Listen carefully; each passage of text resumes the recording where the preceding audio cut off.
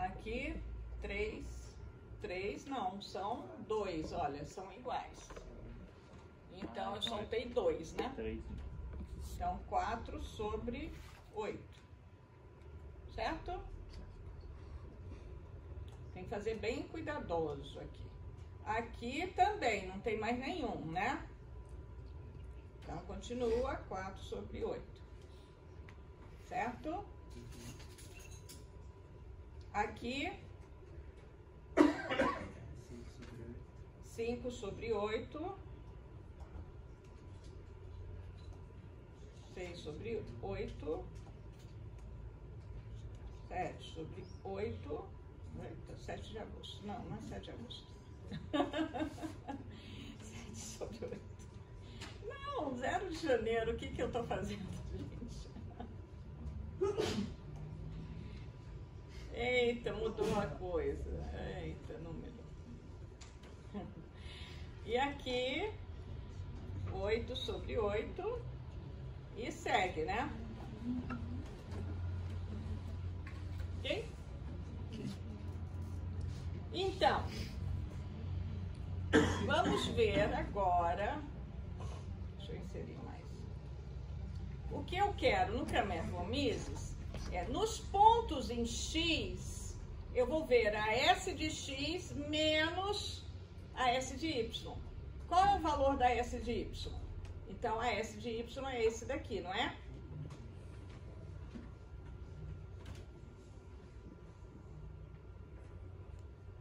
Copiou certo? Copiou. Então, quais pontos? Esse daqui. Então, eu vou pegar S de X menos S de Y e elevar ao quadrado, não é isso que eu preciso? Lá na fórmula do Cramér-Von Mises. Todo mundo está lembrando da fórmula? Muito bem. Ninguém lembra da fórmula do Cramér-Von Mises. Vamos ver se eu consigo abrir. Porque Cramér-Von Mises.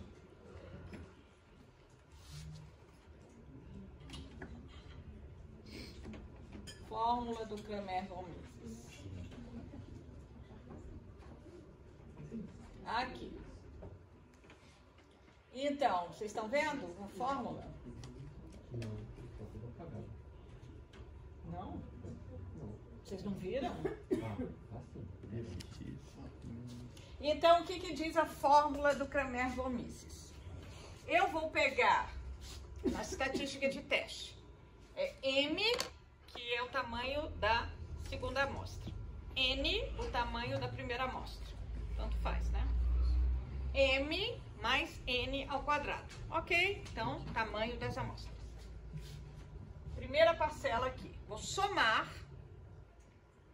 Vejam, XI, os valores da primeira amostra, eu vou ter a primeira função de distribuição empírica, ou seja, S de X, e S2 de X, ou seja, é o que a gente está chamando S de Y. Ok? Mas S de Y nos valores de X. E aqui também eu vou usar as duas funções de distribuição empírica, mas nos valores de Y. Vou fazer a diferença, elevar ao quadrado e somar. Então, o que que a gente precisa? A gente precisa fazer a diferença das funções de distribuição empírica nos pontos de X, elevar ao quadrado e somar. Fazer a diferença da função de distribuição, das duas funções de distribuição nos pontos de Y, elevar ao quadrado e somar. Ok? Então, aqui a diferença do Kolmogorov-Smirnov é que eu faço para todos os pontos X e Y. Aqui não, eu vou pôr. Então, vamos pegar os pontos que estão em azul e vamos fazer a diferença. São aqueles pontos que eu observei na primeira amostra. Divide por 2, né, professora? Então, este, S de X, menos S de Y. Ixi, eu pus um menos aqui, ó. S de X menos S de Y, vou elevar ao quadrado, certo? Eu vou fazer essa diferença para os pontos que aparecem na primeira amostra, ou seja, esses pontos aqui, este daqui, certo? Este daqui, este. Quantos valores eu vou ter? 6. Vou ter 6 valores, ok? E vou somar. Então, agora eu mando somar. Some tudo. Então, essa é a minha primeira parcela ali da estatística de teste. Você tem um N igual a 7 em X e tem 6 valores só porque tem um 7 mais 0, né? Mas você tem 7 valores, sendo que 1 a 0. Eu tenho 1, 2, 3, 4, 5, 6, 7. Eu tenho 7 valores. Ok? Então, eu tenho 7 valores, 7 parcelas na soma. Porque o meu tamanho de amostra, primeiro, é 7. Então, eu vou pegar S primeira, S1 e S2. Aqui eu estou chamando SX e FY. Nos valores de X. Agora, eu vou fazer a mesma coisa nos valores de Y. Vou pegar a S de X, vocês estão vendo?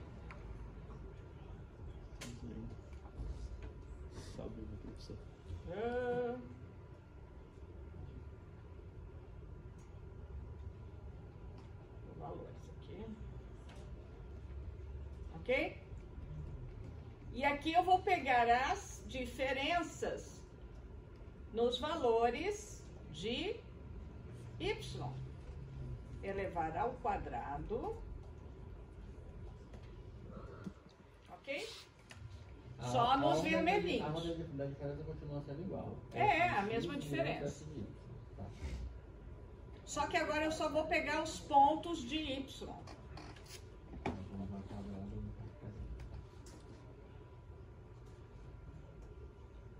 Vocês estão vendo que aqui eu não tinha que repetir, porque esse daqui eu não repito.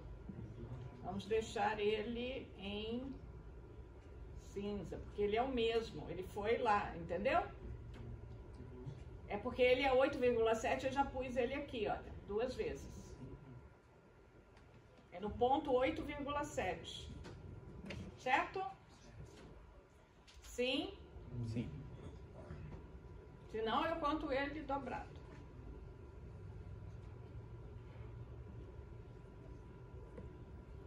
Eu tenho que ter bastante atenção.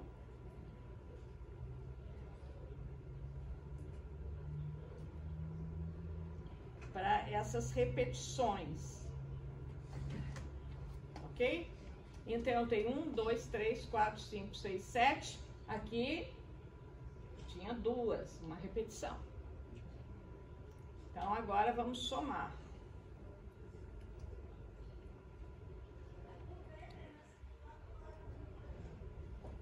Certo? Então, aqui é a soma das diferenças das funções de distribuição ao quadrado em X, da primeira amostra. Aqui é a soma das diferenças das funções de distribuição empírica ao quadrado em Y, na segunda amostra. Então, qual é a fórmula? Lembrando, todo mundo, eu vou pegar essas somas que eu obtive e vou somá-las. E multiplicar por essa razão em função dos tamanhos das amostras. Então, aqui vai ser 7, o nosso T vai ser quanto? M é 8, N é 7. Então, aqui nós vamos ter T vai ser igual. Então, nós temos 7 vezes 8. 7 igual 7 vezes 8 dividido por 7 mais 7 mais 8 Ao quadrado. ao quadrado? É ao quadrado. Multiplicado pela soma do quilo ali. Multiplicado por... Será que ele vai entender essa sentença matemática? Ele vai fazer o... Não, vai... eu acho que vai... Tem que separar essa razão. Isso.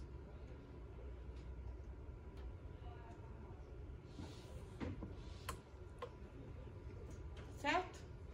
Eu acho, Então, eu acho que tá errado, professor. Você só vai calcular a diferença uma vez. É, porque eu tenho que pôr os valores observados, os pontos observados. Na verdade, aqui, esse ponto aqui, ele aparece 2 vezes, então não tenho que pôr 2 vezes. Eu tenho que pôr a função de distribuição nos valores x ou y. X, não é x, não vou... Por quê? Porque aqui eu já contabilizei, já pus 2 vezes. Ele aparece, eu dei um salto de 2. Aqui era, vamos ver? Quando eu vou, aqui eu tenho 2 oitavos, aqui eu já tenho 4. Então, quando eu fui para 8,7, a minha função de distribuição empírica já pulou 2 vezes. Então, neste ponto, ela pula 2 vezes. Eu não tenho que fazer de novo aqui, senão fica errado. Ok? Aí já é 4 oitavos, tá bom.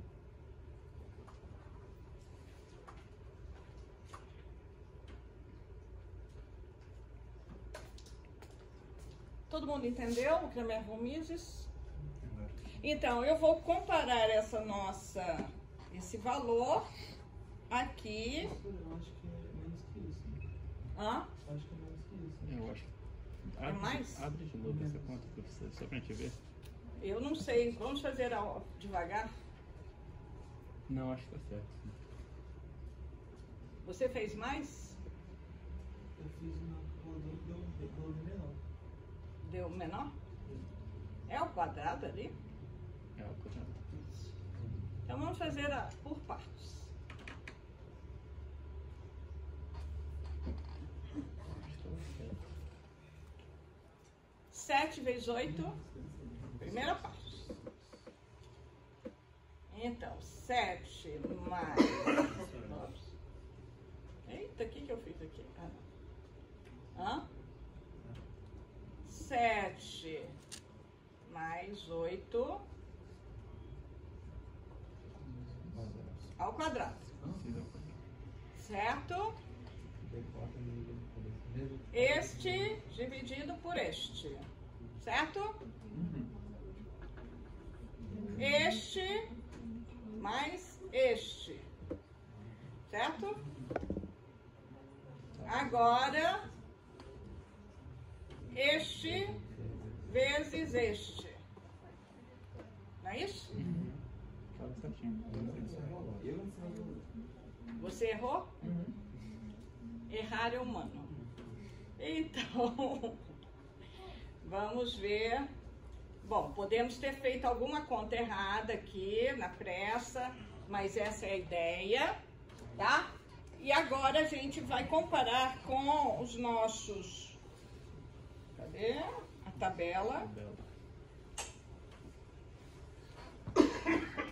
Então, aqui, que está lá no Conover. Então, o nosso valor deu 0,28.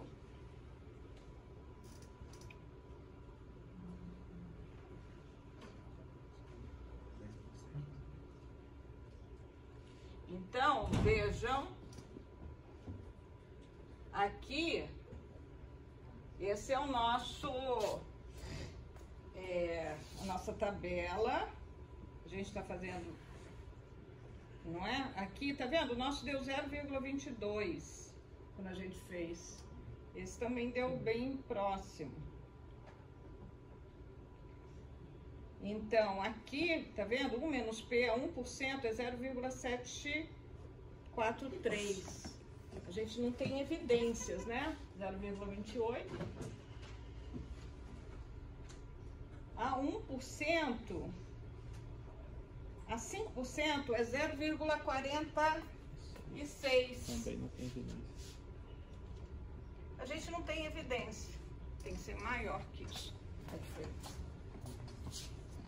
Viram? Tá compreendido o teste de Kramer-Vomis? Vocês estão vendo que a dificuldade é ordenar mesmo, ficar bem certinho. E os pontos. Lembrem das repetições. Repetição, eu não ponho todos os pontos. Eu ponho o valor e conto na função de distribuição empírica. Ok? Eu vou vendo qual o número de repetições de observações naquele valor. Certo? Acumulados até aquele valor. Como eu vou chamar de W, eu estava chamando de T. Não. W é a nossa função, é a nossa abscissa. W é o ponto crítico. Tá? T é o nosso calculado, observado. Isso daqui é o ponto crítico, que é o W da distribuição do Kramer-Vomis. Você podia chamar de T calculado e T crítico? Sim, mas aqui eu estou usando a notação do Conover. Exatamente, copiei a tabela. Tá? Ele usa W, então eu segui com essa notação para ficar com a mesma notação do Conover. Para vocês. Mas é o T tabelado.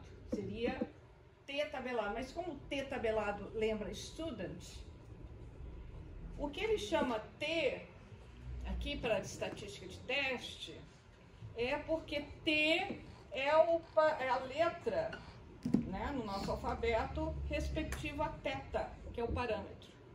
T, estatística, teta, parâmetro.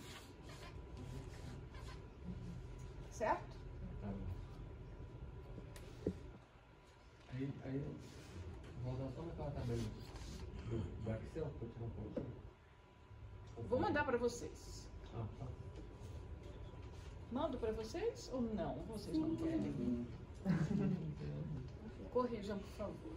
Para fazer a Kolmogorov, eu só pegaria a diferença, né, de SX e SY. Então, na verdade, vocês vão...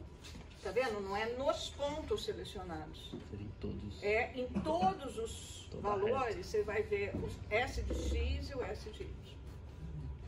Você vai pegar todos eles, você vai aqui, né? Qual é o valor de S de X? Podemos fazer aqui. Então, temos todos os pontos. Então, para Kolmogorov, eu tenho aqui S de X. Então, aqui é o nosso, né? Que a gente já fez, certo? Ups.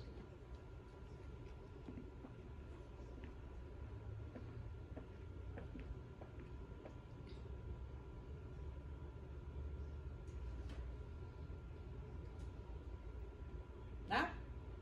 E vamos fazer todos os pontos. Esse menos esse. Vamos fazer absoluto, que é o módulo, né? Certo? Vamos ver o valor máximo. 0,57. Então, T é igual, no Kolmogorov é o máximo. É assim? Maior que chama?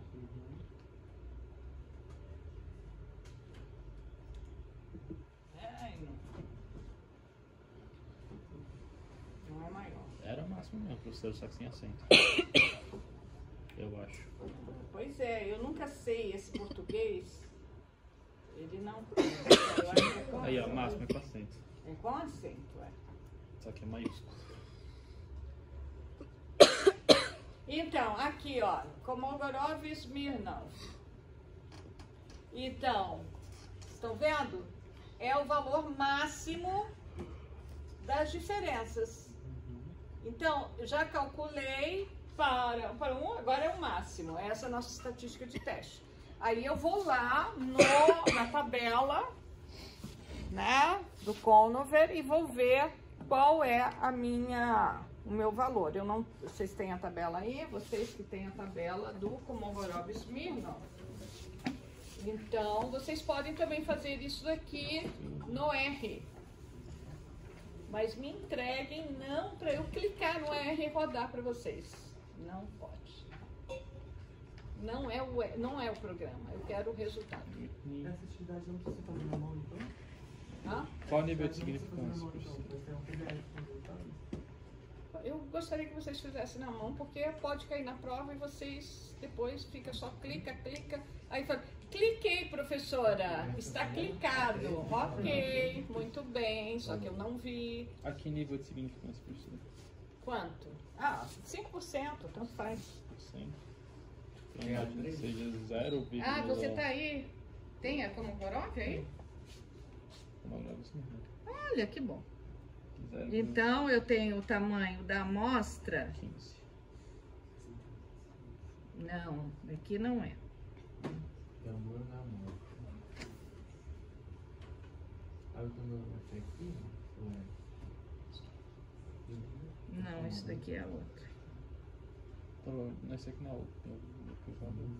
Não, porque esse daqui, o que ele tá? Ele tá pondo N? Não, tem N1 e N2. Eu não sei que tabela é essa. Então, isso deve ser para sem ser duas populações, deve ser normal. Deve ser. Deve ser contra uma teórica. Pois é, vê essa tabela aqui. A tabela 20 fala que é os quantios de Smirnov para duas amostras. Tabela 20? É que só vai até 10. 20 do cono. Ah, tá bom.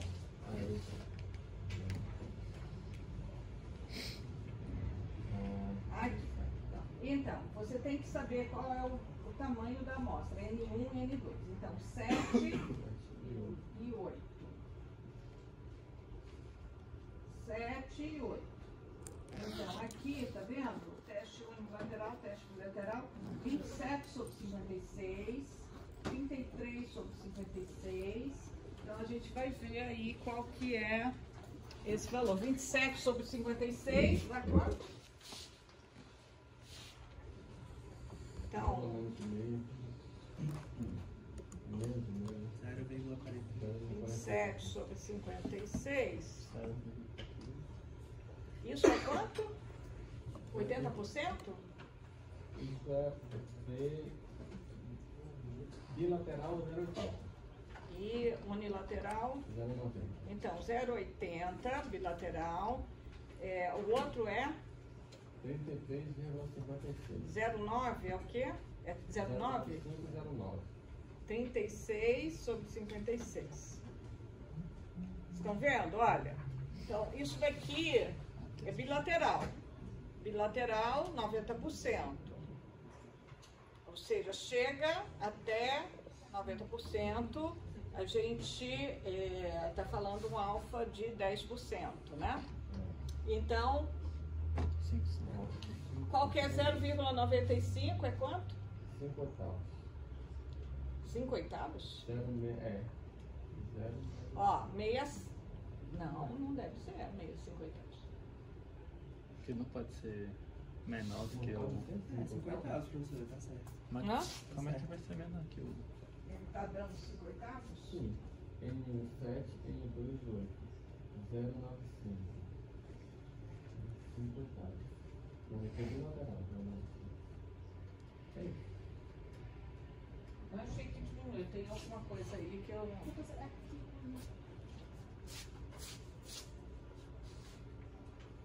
Ele devia aumentar aqui. Uhum. Vê se esse tá certo, esse 0,9. Não tá não. É 33. Ups.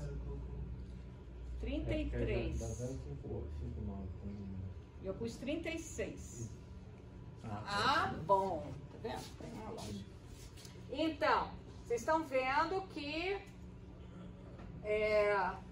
eu vou rejeitar, eu vou aceitar, quer dizer, vou rejeitar com baixa quando tiver muito erro, claro, a gente sabe, né? Mas aí a 5% eu vou aceitar H0. Certo? Não tem diferença. Ou seja, o estatístico não vai ser tão diferente do administrativo. Você está achando que é? Mas vocês viram, olha, o que acontece? Cadê o vermelho? Os liberais, o que aconteceu aqui? Os liberais, eles estão envelopando os administradores. Tá bem? Se eu não tivesse esses valores aqui, menos consistente.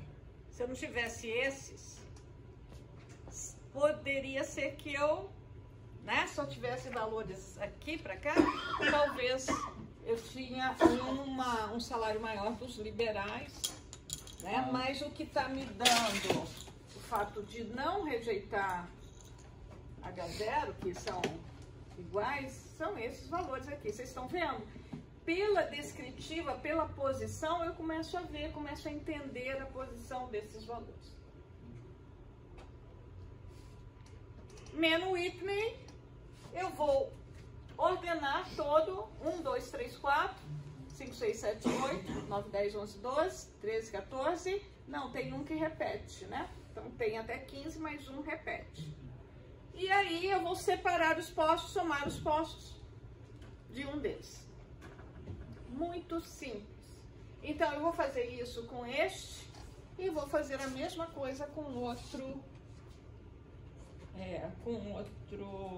conjunto de dados. 9 e 10. Então o 9 está aí, o 10 é a mesma coisa. Vou mandar a planilha para vocês agilizar. Bom, número 20 e 21. 20 e 21, para o mesmo conjunto de dados, utilizar o teste dos sinais. Aqui o 20. Onde está? São 404. 4? É, mas pelo PDF eu não sei qual é. Não, aqui estou na 15. Aqui. 20. Então, é aqui. Então, aqui tem vendas de lojas, né? Que uns põem os cartazes e o outro põe sem cartaz nas lojas. Então, aqui, essa loja vendeu sem cartaz 13, com cartaz 16. Então, esse exercício é para fazer... Use o teste T fazendo as suposições necessárias. E o 21, resolva o problema anterior usando o teste de postos sinalizados.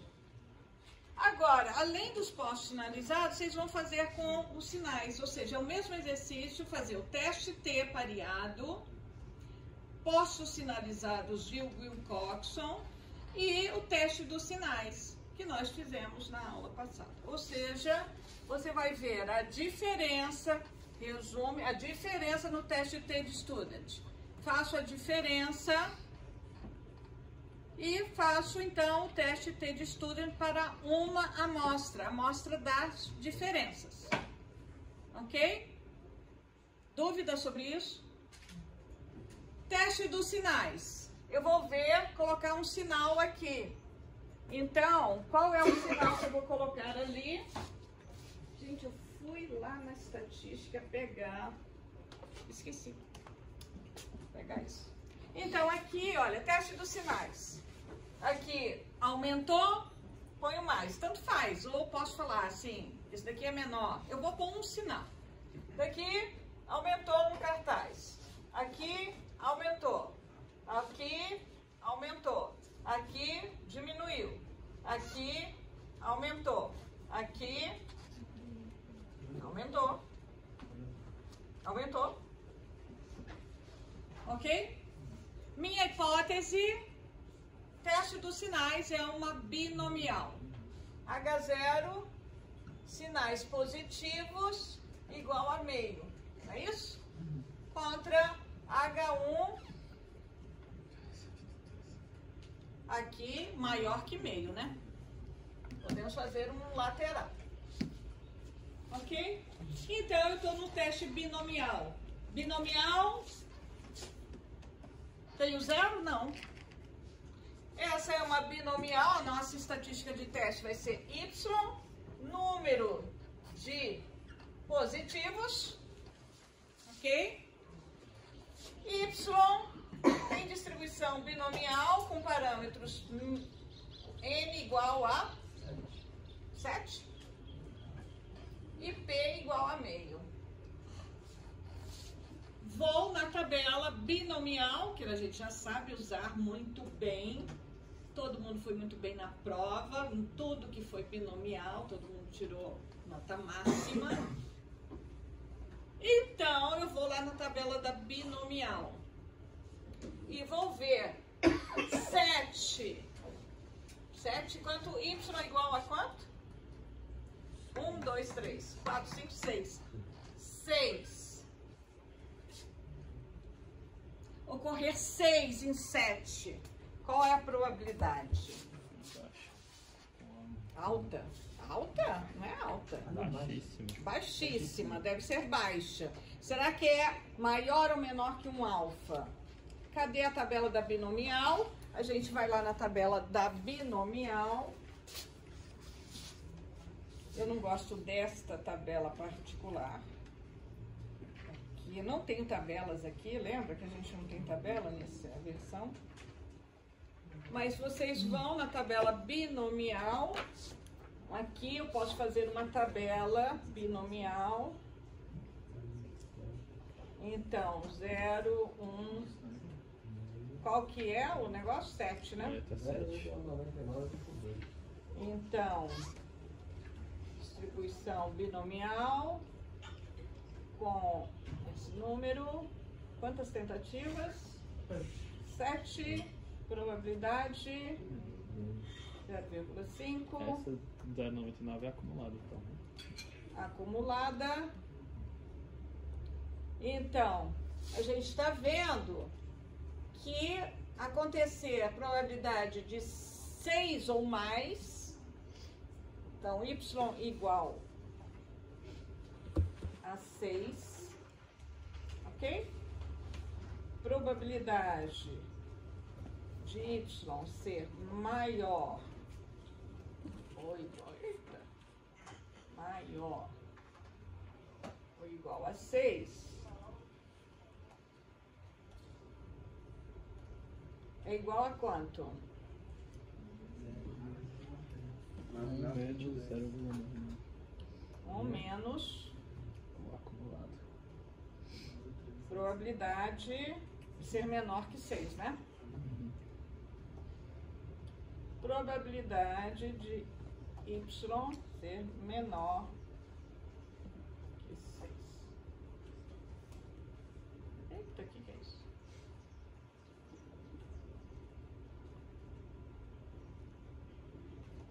Isso daqui é 1 menos menor que 6. Tá aqui, né? Menor ou igual a 5, não é isso?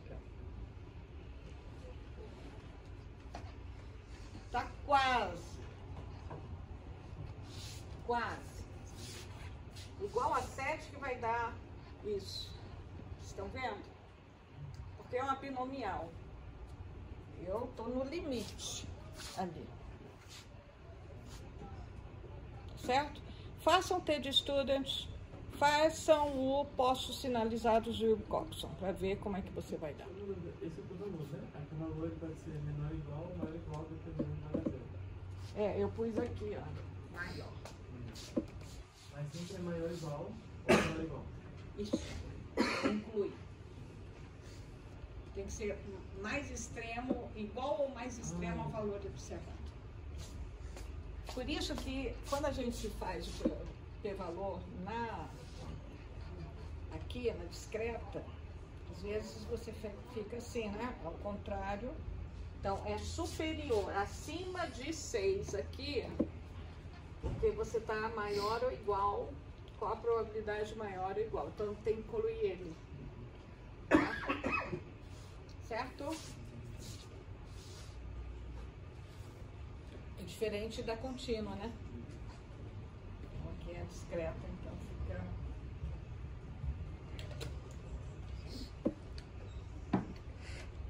no fim é a probabilidade de ser 5 ou menos.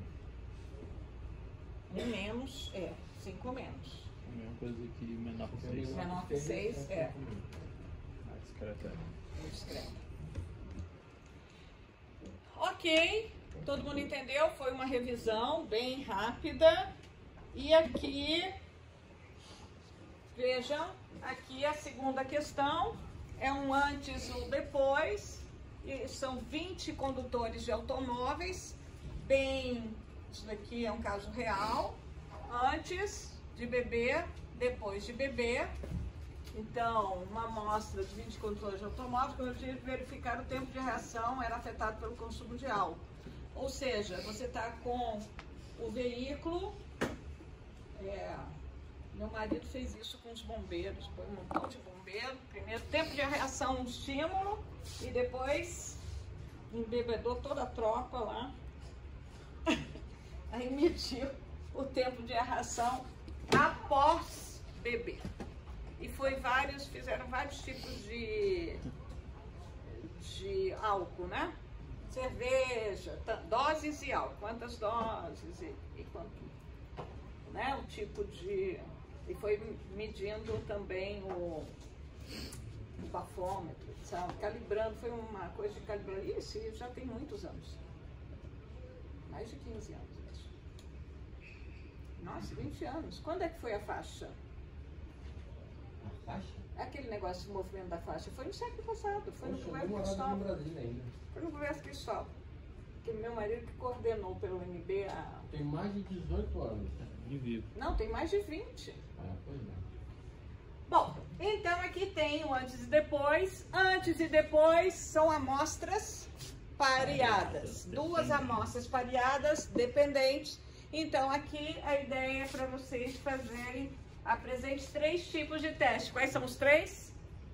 T de student, posto sinalizado de Wilcoxon e sinais. Então vocês vão fazer a suposição. O T de student é normal, tá? É normal, não é normal, etc. Então aqui é a mesma coisa que vocês vão fazer. Então tem 2 conjuntos de dados para independente e 2 conjuntos de dados para dependentes. Para quarta-feira. Postos sinalizados do mundo que mesmo em relação a sinais? Postos sinalizados, você vai pegar a diferença. Você pegou a diferença. Você fez a diferença para o teste T. Ok.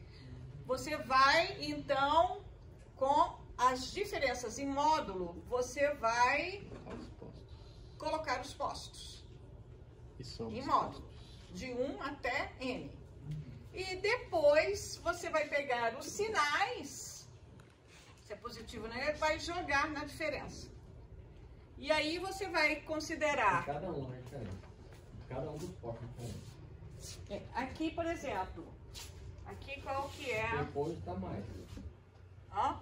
No número 1, depois está mais. Isso, então, se isso daqui deu, por exemplo, 0, aqui vai dar quanto? Isso menos isso? 5, 0,5. Hã? 0,5, menos 0,5. 0,5. Se eu pôs positivo, aqui é 0,02. Tá certo? Aqui é 0,02. 8. Aqui 2, não? 8. 2, perdão. Tô doidinho. Aqui, 0,10.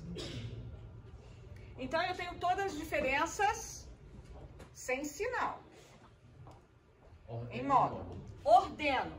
Qual que é a menor, qual que é a maior. Por exemplo, isso daqui pode ser a maior diferença. Então, esse daqui, número 15. Aqui é número... Aqui empatou. Então, eu vou distribuir essa diferença. Por exemplo, 2,5, 2,5. Tá? Aqui é 4, posto 4. Atribui os postos. Aí eu vejo, essa diferença é positiva. Essa diferença aqui é negativa. Põe o negativo no posto. Daqui é positiva, essa diferença aqui é negativa. Eu ponho o sinal da diferença no posto. Aí eu vou pegar a soma dos valores positivos ou negativos, a soma que for menor. Vai ser a minha estatística de teste. Se somos negativos com negativos e Positivos com positivos. A soma menor vai ser a minha estatística de teste. Tá? Ou posso usar uma estatística que se aproxima para normal, né? Porque é a soma de todos os postos. Eu tenho a variância desses postos, transformo numa normal 0,1 e comparo com a normal 0,1. A soma menor em módulo. Isso. Porque senão a soma Porque menor senão a sempre soma seria menor negativa. negativa. A soma menor em módulo. Não, a menor em módulo. Isso, tá.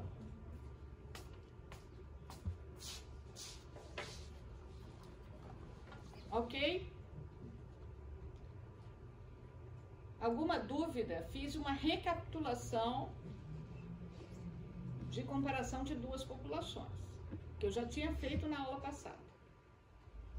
Recapitulei de novo. Não, mas assim é bem melhor.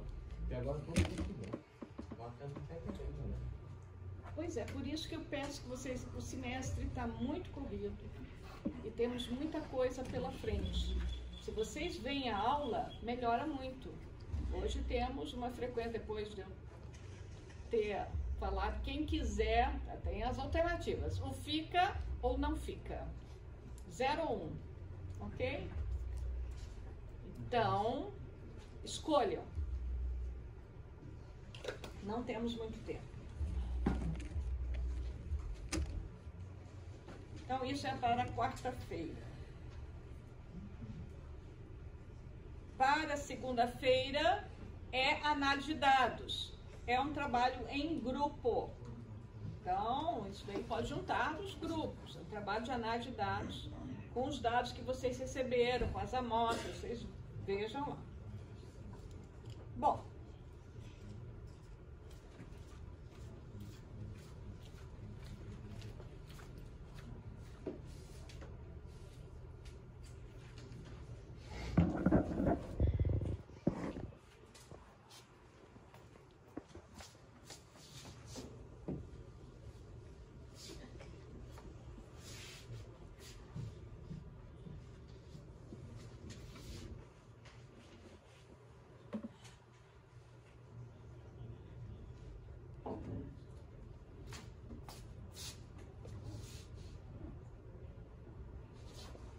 Então, agora vamos começar.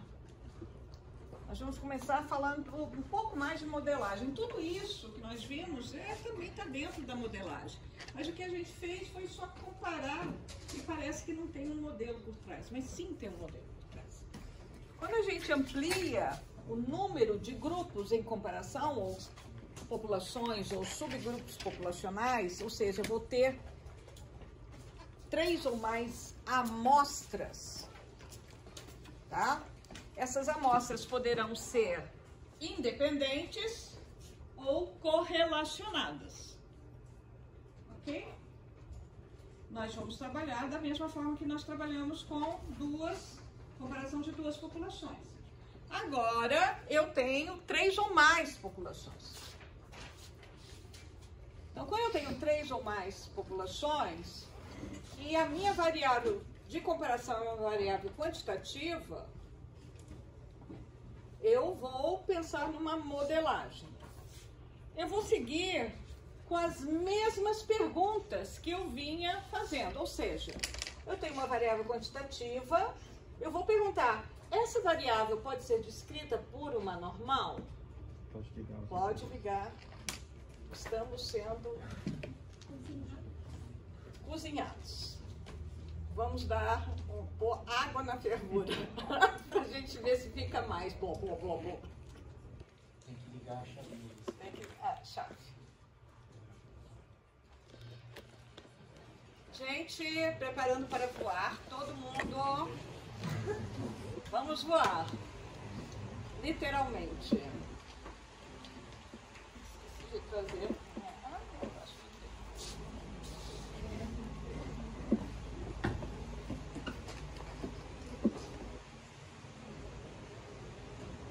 Então, primeira pergunta.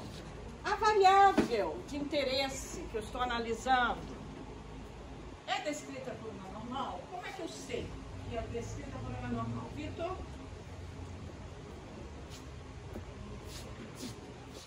Como é que eu posso saber? A gente pode testar. Vou fazer um teste. Qual teste? Normalidade de Lilia. Vou fazer um Shapiro-Wilk, vou fazer um Anderson Darling, vou fazer um Lilifor, um Kolmogorov variante Lilifor, vou fazer um Q quadrado, foram todos que a gente viu.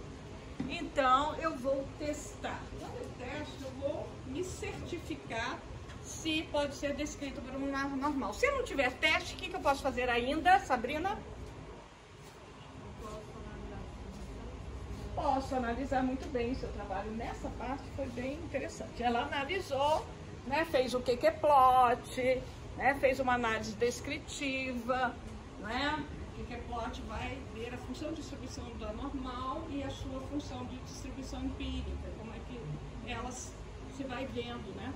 Bem, o gráfico disso bem interessante. Você vai fazer uma análise visual, uma análise gráfica, uma análise de medidas. Quais medidas a gente pode usar para ver se aproxima ou não de uma normal? Quais medidas? Média, mediana, mais qual outra? Assimetria. Qual outra? Kurtosis.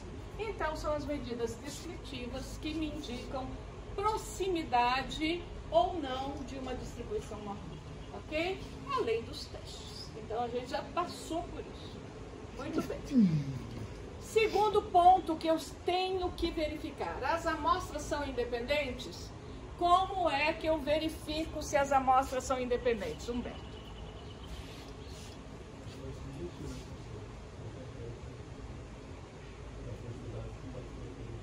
Isso, eu olho o delineamento. Tá? Não tem nenhum teste. Eu vou saber como foi feito o delineamento. Então, eu vou verificar se há uma influência entre um resultado de uma amostra em elementos da outra ou outras amostras. Tem relação? Não tem relação. Muito bom. Então, agora eu posso, né, seguir e pensar agora o que a gente vai trabalhar.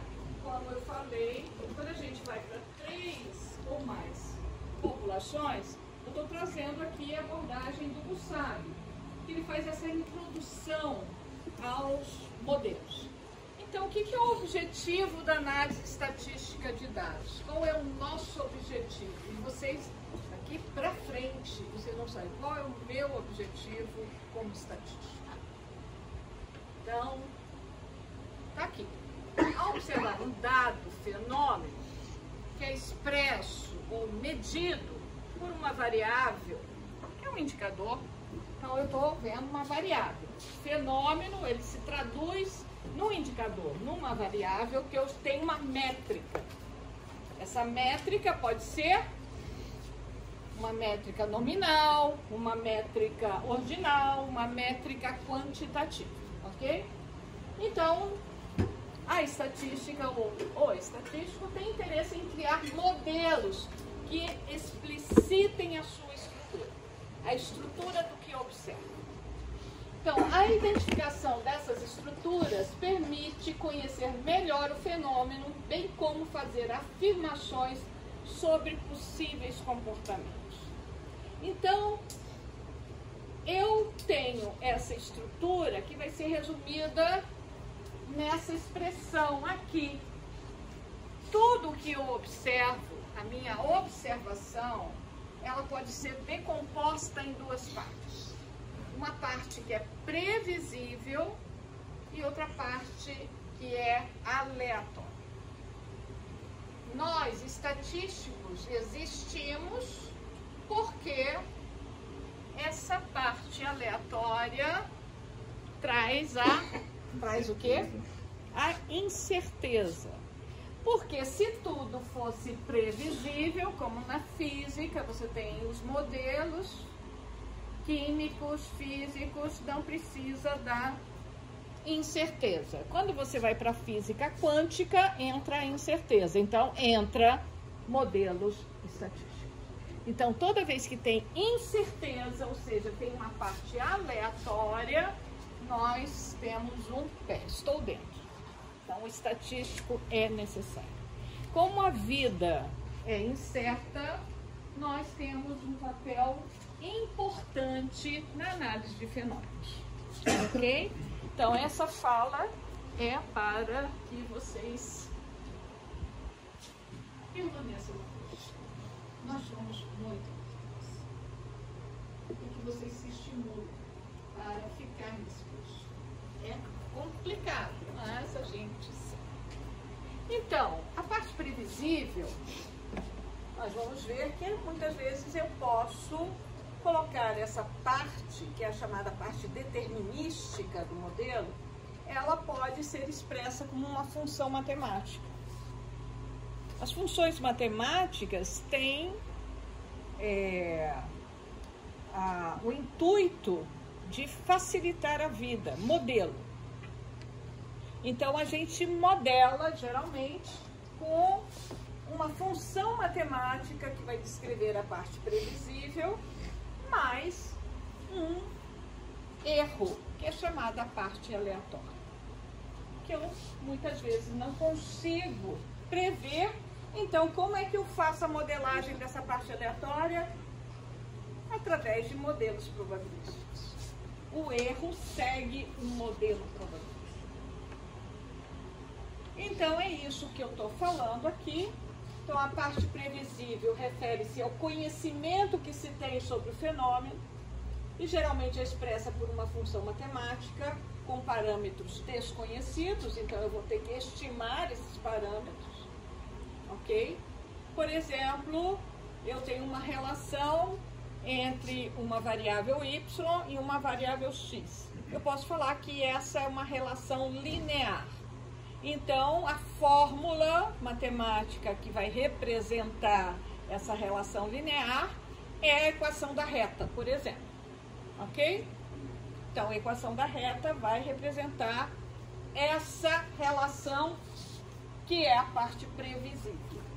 O que eu não consigo prever vai ser o erro. Ou seja, a diferença entre o que eu observo e o modelo vai ser modelado por modelos probabilísticos. Então, a parte aleatória representa aquilo que não se pode prever ou controlar. Em uma modelagem estatística, assume-se que essa parte, também denominada erro, erro no sentido nobre da palavra, não é um sentido pejorativo, não. Sempre a gente tem um erro, ou seja, que é a diferença entre aquilo que observo e o modelo, ok? E aquilo que eu estou modelando como parte previsível. Então, este erro vai ser descrito por um modelo probabilístico específico, também com parâmetros desconhecidos. Ok? Eu posso fazer pressupostos sobre esta parte aleatória, sobre esse erro. Muitas vezes, meus pressupostos vão ser de que esse erro seguirá uma distribuição normal, o que facilita para a gente. Ok? Com variância, por exemplo, constante. Então, na verdade, busca-se que a parte previsível consiga capturar grande parte da variabilidade do fenômeno. Então, o que a gente quer analisar de fato na estatística é como os fenômenos variam. Se o fenômeno não tem variabilidade, não tem interesse para a gente. Por quê? Porque não tem certeza. Ele é o mesmo sempre. Então, imaginem, se toda vez que eu saio de casa chove, então eu já sei. Eu não tenho que modelar nada, eu pego guarda-chuva. Mas toda vez que sai de casa chove? Não. Chove? Então, se eu soubesse que toda vez que eu desse aula, os alunos viriam, eu teria uma sala exatamente específica para esses alunos. Não precisaria pôr tantas cadeiras assim. Então, fui designada essa sala porque era uma turma de 50 alunos. Se ficasse sempre 50, não teria variabilidade nenhuma. Tem semestre que tem mais, tem semestre que tem menos. O aluno vem à aula, esta é uma variável aleatória que pode ter que resultados? Binário, sim ou não. Sim ou não. Eu nunca tenho certeza que o André virá à aula. Ele passou um semestre e não veio à aula no semestre passado. Fiquei muito triste porque não conheci o André. Ele se matriculou de novo e agora está vindo à aula. Não foi? Tá vendo? É um fenômeno aleatório. Então, a vida é assim, a vida é aleatória. Então, os fenômenos têm incerteza e a gente quer capturar grande parte da variabilidade. Por quê? Porque se eu conseguir prever toda a variabilidade, por exemplo, eu posso prever quem vem à aula, quem não vem à aula, quem faz exercício, quem não faz exercício, já sei, eu já falava, pelo modo que senta, eu já sei qual a menção que vai tirar no final do semestre, no primeiro dia de aula. Então facilita muito a vida. Imagina, eu não preciso fazer prova, não preciso ter trabalho. Se eu conseguir capturar a máxima da variabilidade do fenômeno rapidamente, eu consigo prever. Então, eu consigo, não é, evitar, por exemplo, danos. Eu consigo investir, né, em projetos que possam, por exemplo, agora melhorar a vida das pessoas. Porque eu sei, tem gente que não acredita, mas que as mudanças climáticas estão acontecendo. Tem gente que está assim, olha, Rio Grande do Sul já inundou de novo. Parece que a gente sabe que vai chover, vai inundar, vai chover, vai inundar, vai chover, vai inundar. Choveu em Minas Gerais, cai tudo. A gente já sabe. Só que temos que tomar ações. Então a gente já consegue prever. Quando tem seca, qual é o problema da seca? Queimadas. Queimadas. Né? Então, para a saúde da população, problemas respiratórios, muita poeira, muito isso, muito aquilo, né? Quando chove, qual é o problema? Inundação. E Deslizamento. dengue, leptospirose e tal. Então, você já sabe. E a gente consegue prever, ok? Então, qual vai ser a probabilidade de que tenhamos muitas pessoas doentes de dengue este ano? Olha, se não tomou nenhuma ação de prevenção, vai ter muita gente. Então, a gente consegue, na incerteza, ainda não choveu. Mas eu posso, se não fez nada, pode acontecer, probabilidade. Então, o que a gente quer fazer é prever, capturar grande parte da variabilidade do fenômeno. Se a gente consegue capturar essa grande parte da variabilidade, a gente consegue estabelecer ações, né, preventivas, certo? Então, a gente sabe, se não pôs cimento para construir a ponte, o que, que acontece com a ponte? Cai. Ok. Então, passa a carreta, passa a carreta, passa a carreta, um dia a ponte cai. Essa é a parte previsível. A parte imprevisível é quando que ela vai cair. Então, a gente pode prever em quanto tempo de resistência, tem uma incerteza quanto esse tempo, mas eu posso estabelecer um intervalo de confiança que ela vai ter em algum momento. Ao observar o fenômeno, verifica-se a sua variabilidade. E as perguntas que se fazem a seguir são: como podemos explicar essa variabilidade? Por que que tenho notas na primeira prova de 0 a 13,5? Uma grande variabilidade. Por quê? Meu Deus! Por que que os alunos tiraram entre 1 e 13,5 na primeira prova? Possível. Hã? Porque era o nosso espaço para nós. Pois é, não, mas os alunos, teve aluno que tirou 1 e teve aluno que tirou 13,5. Então, o que que explica essa grande variabilidade de notas? Então, eu posso ver, né? Pode ser que no dia da prova teve algum fato que perturbou alguns e não perturbou tanto outros. Então, essa é uma possível, né, resposta para explicar esta variabilidade. Pode ser, olha, experiência passada.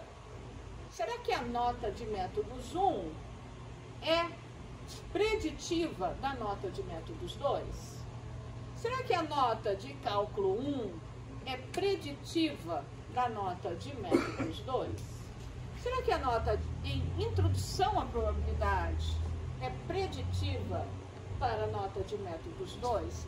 Será que a presença em sala de aula é preditiva para a nota de métodos 2? Então, eu posso falar, olha, quanto mais a presença, maior será a nota. Quanto maior o desempenho em métodos 1, melhor será o desempenho em métodos 2. Tem uma relação. Essa pode ser a modelagem previsível, mas tem uma parte que eu não consigo explicar. Então, tem pessoas que foram bem em métodos 1, vieram em todas as aulas, mas podia não se saíram bem. Essa é a parte aleatória, perceberam? Então, tem essa parte aleatória que eu não consigo explicar, através da modelagem que eu propus. Então, ao associarmos esse fenômeno com uma ou mais variáveis, essa variabilidade pode ser reduzida? Então, eu quero, na verdade, ao explicar um fenômeno, é tentar reduzir a variabilidade. Por exemplo, eu posso falar, aqueles que tiraram boa nota em métodos 1 vão ter bom desempenho em métodos 2. Aqueles que não vão ter. Então, eu já estou introduzindo uma nova nota para explicar essa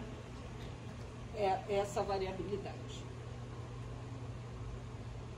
Então, resumindo, a estatística está interessada em reduzir a variabilidade dos fenômenos, buscando compreendê-los e explicá-los. Como fazer isso? Então, nós vamos associar ou relacionar o fenômeno com outras variáveis. Então, eu estudo, vocês sabem, eu estudo, né, medidas, eu sou demógrafa, trabalho com taxas de mortalidade e muitos anos eu trabalhei com a mortalidade infantil. Então, o que está relacionado com a mortalidade infantil? Então, no passado a gente sabia que estava muito relacionado com o saneamento básico.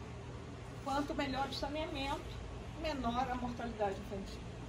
Claro que tinha alguns, né, municípios que não era exatamente, não estava exatamente na mesma proporção.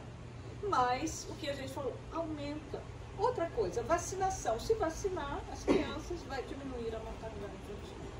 Então, a gente já sabe qual é, né, quais ações que a gente pode tomar para afetar ou para impactar a outra variável. Então, aí a gente vai colocar na análise esses. Aqui era para comentar com vocês, a gente pode continuar comentando na outra aula. É o que tem um livro que eu não bem pode, que chama Sinal e Ruído, né? Sinal que é previsível, ruído é o que é aleatório. Sinal e ruído. Isso é muito na área de finanças e tal. Ok? Alguma dúvida sobre isso?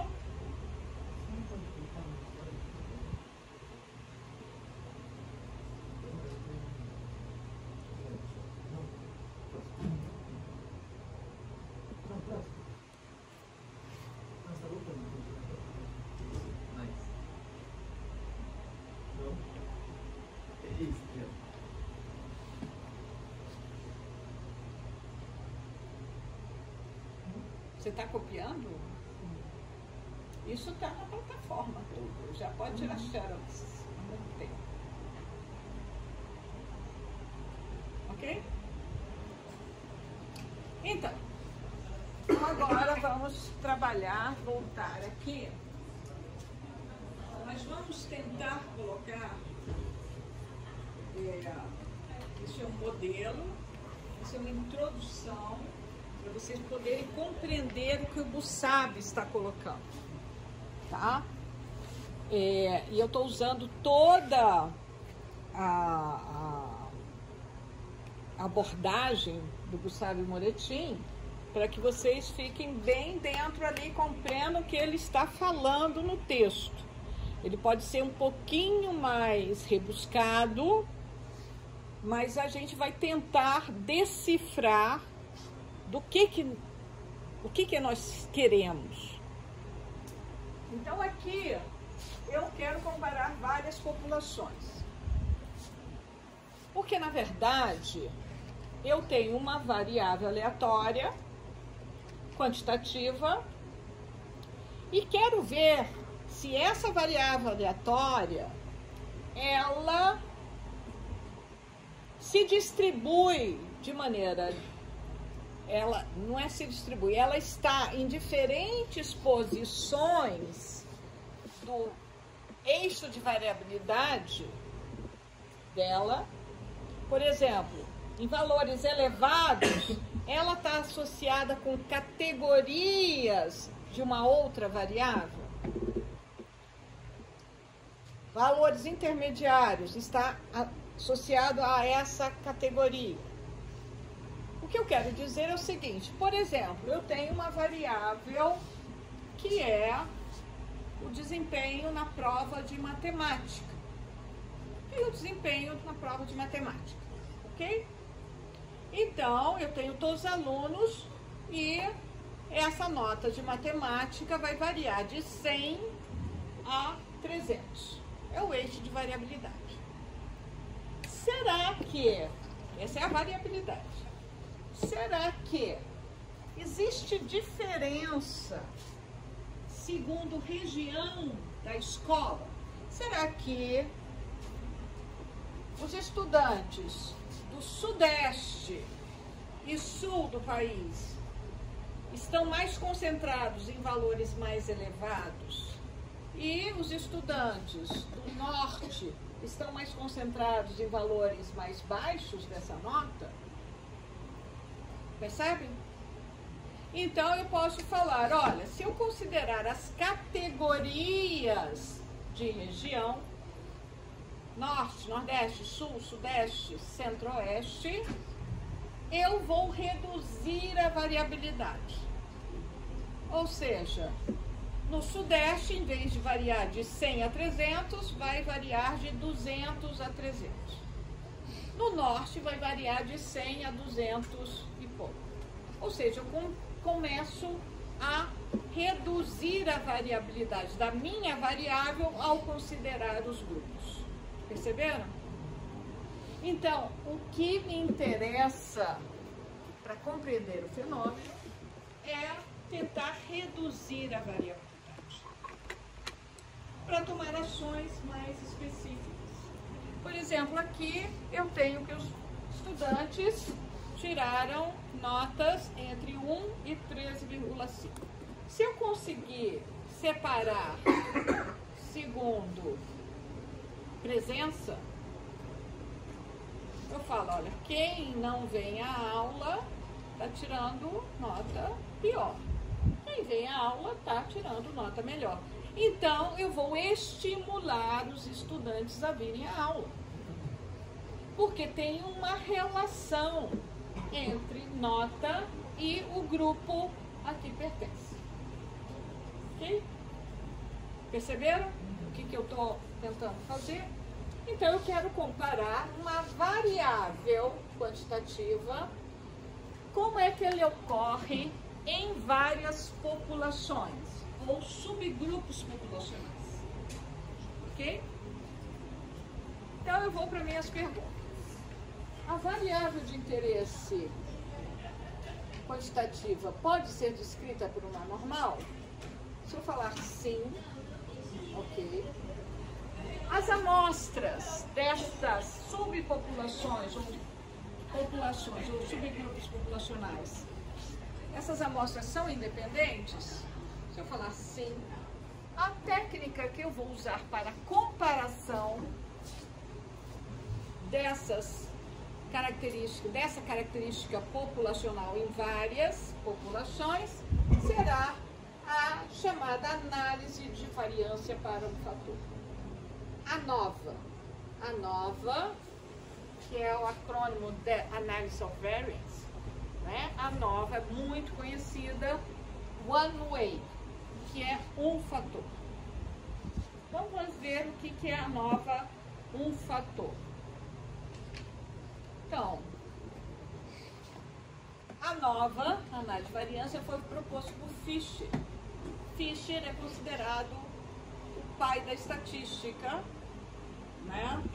Junto com a estatística moderna, porque Pearson foi que trouxe todas, né, as métricas, mas a questão de experimentos e toda a inferência estatística é devido a Fisher. Então, Fisher, né, ele se dedicou à análise de dados experimentais. Tá? E ele estabeleceu os princípios do delineamento de experimentos. Quando vocês fizerem a disciplina delineamento de experimentos, vocês vão ver muita questão de Fisher. Então, ele foi considerado um gênio na área de matemática e propôs os critérios para os testes de hipótese. É ele que estabelece um nível de significância 5%, e vocês podem ver a história da senhora Thomas Shaw. É bem interessante. Quer falar? Não, eu só achava a foto dele mais novo, mas um cara de maluco, ele ficou mais bem afetuado. Além de eugenista, ele também foi um tabagista. Pelo que conta as correlações entre cigarro e doenças durante muito tempo. Demorou anos. Né? Interesse próprio, né? E ele morreu de um infarto, né? Foi dar uma palestra na Austrália e morreu na viagem.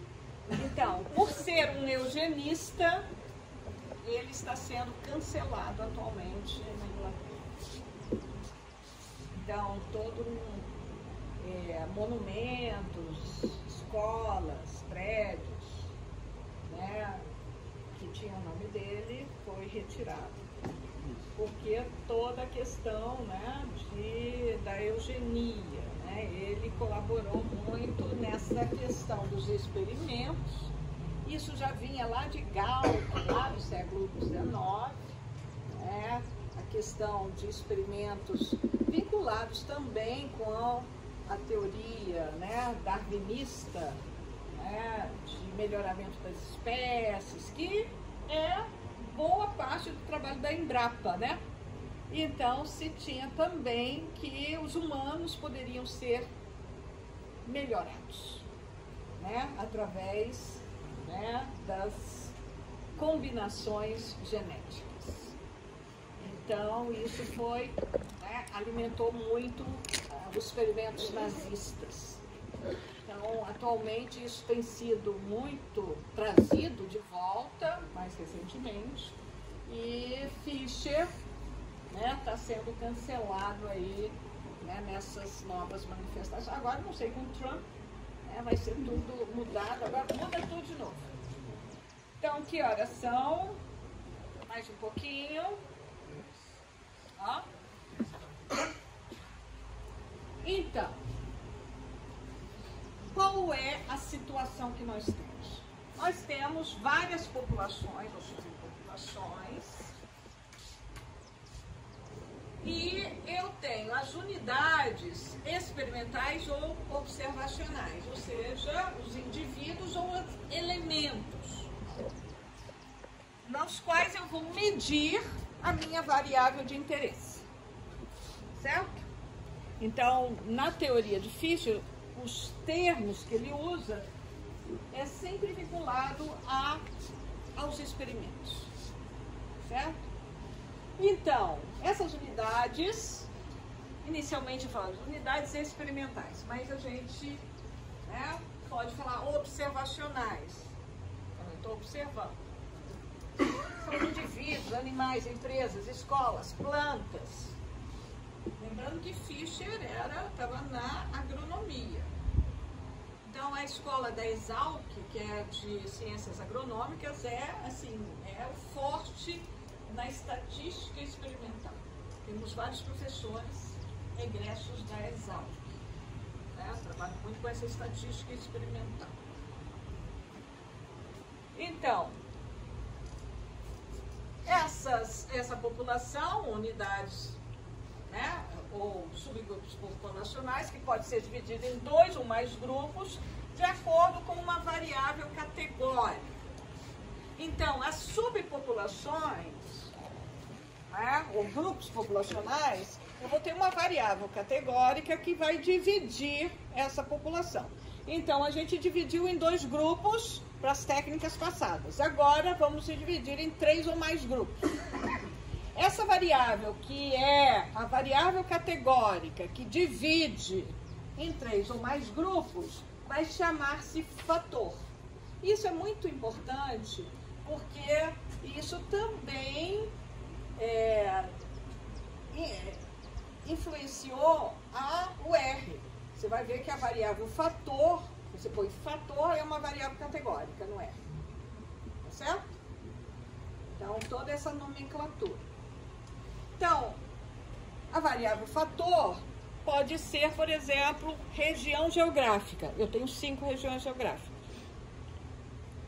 E agora eu tenho 3 ou mais categorias da minha variável que separa os grupos. Antes eu tinha apenas 2 categorias, ok? Eu comparei 2 populações. Agora eu tenho 3 ou mais. A variável de interesse, que aqui vai ser, estou usando a notação do Fisher, clássica. Sempre vai falar a variável y. Antes a gente falou x e y, agora vamos usar índices, ok? A minha variável y é medida em todas as unidades experimentais ou observacionais. Então, todas as unidades que eu coletei na amostra, eu posso ter coletado de maneira independente. Então, tenho alunos da estatística, tenho alunos da computação e alunos da matemática, 3 grupos. A minha variável fator é curso, que tem 3 categorias. A minha variável y de interesse é a nota em cálculo 1. Eu quero saber se existe diferença nas notas em cálculo 1 de acordo com o curso. Será que o curso influencia as notas de cálculo 1? Se for assim, eu vou então estabelecer alguma ação para que todos os alunos tenham desempenho equivalente a esse, que não seja uma diferença. Ok? A gente é muito preocupado com alunos cotistas e não cotistas. Será que tem diferença? Aí somos 2 categorias. A gente pode pôr as diferentes formas de entrar. Então, eu tenho 3 ou mais categorias. Ok? A gente faz isso. Se tiverem os dados, a gente já fez algumas vezes, mas olha os dados. Claro, que sempre política pública tem que avaliar. Não é? Para quem está chegando, conteúdo de deve. É isso aí. Professora, isso tem que ser quantitativo? Pode ser Quantitativo, a gente vai ver depois. Quantitativo normal. para aplicar a nova. Posso ter qualquer, pode ser categórica, mas aí não vai ser a nova, vai ser outra técnica que nós vamos ver mais à frente, ok? Então, para aplicar a nova, o meu Y tem que ser normal, certo? E aqui nós estamos fazendo a nova one way, ou um fator, quer dizer que as amostras são independentes. Então, eu vou explicar com detalhes como é que a gente aplica isso na próxima aula. Alguma dúvida? Bom, eu já abri a atividade 4.4, que é a lista de exercício para nova. E outras comparações e outras ferramentas. A gente vai ter um trabalho. O trabalho final, que na verdade é uma reunião. Vocês já fizeram vários, então vocês vão repensar tudo isso que vocês fizeram. A proposta é como se vocês estivessem fazendo um artigo científico e vão escolher, tá lá toda a proposta. Então, muito do trabalho que vai estar no trabalho vocês já fizeram ou farão nas atividades. Então, é selecionar e dar um sentido, ter uma narrativa. Eu vou falar mais sobre esse trabalho. Eu já abri, eu acho que já abri, já está lá a proposta. Para vocês, no aprender, para vocês irem, já é um trabalho em grupo, de até 4 componentes, tá? E para vocês trabalharem e tal. E essa nota vai entrar na média das provas, ou seja, vai ter os 70% que vale nota de prova mais trabalho. 30% são os exercícios. Então, essa nota do trabalho vai ajudar em muita gente que não foi bem na prova e que pode ser que em momentos de prova não se saia tão bem. São 2 provas? São 2 provas, tá? Então, vocês já podem começar a pensar no trabalho. Tem lá um número limite, o trabalho é até, não sei se eu pus, 2.500 palavras, ou seja, é um trabalho curto, não é um trabalho grande. Vocês podem apresentar no trabalho, no máximo, 5 tabelas e 5 gráficos, ou seja, não é para fazer, não é para analisar, é para analisar poucas variáveis, então não é para analisar tudo. Então, quem já fez análise descritiva, já fez o trabalho de verificação da normalidade, já fez o trabalho 3.2, né, que foi da normalidade descritiva, o que mais que foi? Intervalo de confiança, estimação. O 4.2, que é a associação de 2 variáveis. E agora a gente vai ter o 4.5, que vai ser a associação com mais categorias, tá? Pronto, já tem, é isso que vai ser o trabalho. Certo? Então, aí vocês vão escrever uma justificativa, é uma narrativa. Então, aí o trabalho deve ter no máximo 10 páginas. É um trabalho grande. Tipo artigo científico, e eu estou pondo modelos, é como se fosse um artigo para o PIBIC. Do PIBIC que tem que ter isso. Curto. Tal metodologia, tal resultado, discussão. Ok? Então, comecem a construir os grupos, para depois nós temos um mês para entrega desse trabalho. Menos de um mês. Porque vai ser dia 17 de fevereiro a entrega do trabalho.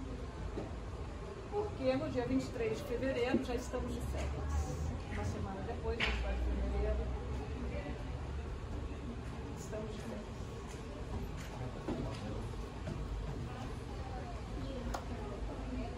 Vai ser no dia 17 de fevereiro ou antes, no dia 13. Então, nós vamos ver 13, 15, não, 13. Pois é, não tem mais. Ou é ou não é. Então, 17, que é segunda-feira. Ok? Porque tem que ter prova substitutiva. Então, eu não consigo dar ou é 17 ou antes. E antes está meio que tumultuado. Então, eu vou terminar a nova. A nova é muita coisa. Ainda tem outras ferramentas para quando não é normal, que são muito interessantes. Ainda tem toda a parte categórica, que eu não falei absolutamente nada. Então, o semestre